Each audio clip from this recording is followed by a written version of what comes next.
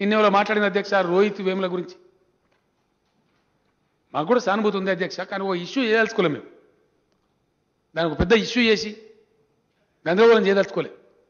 కారణాలు తెలుసుకున్నాం, తగిన స్టెప్స్ తీసుకున్నాం, దాన్ని ఖండించినాం.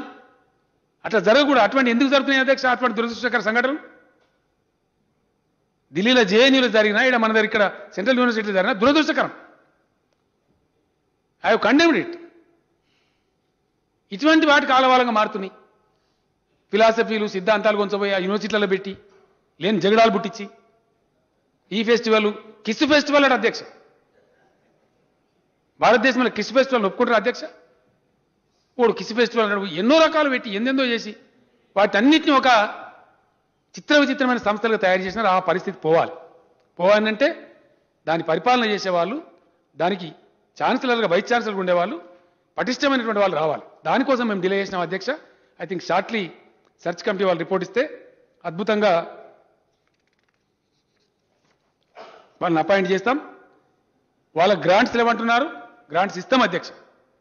వాటి పూర్వవైభవాన్ని తేవడానికి యూనివర్సిటీలకు ఎంత మేర గ్రాంట్లు పెంచాల్సిన అక్కర ఉందో వీసీలతో కాన్ఫరెన్స్ పెట్టి విద్యాశాఖ మంత్రి గారు పిలిచి మాట్లాడి వాళ్ళ గ్రాంట్స్ కూడా కొన్ని పునరుద్ధరిస్తాం.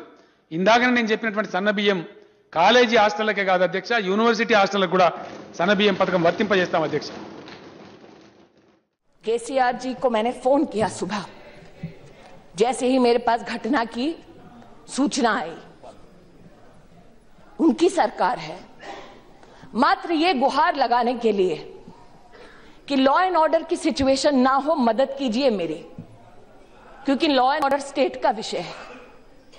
मुझे क्या कहा गया, साहब बिजी हैं, अभी बात नहीं कर सकते.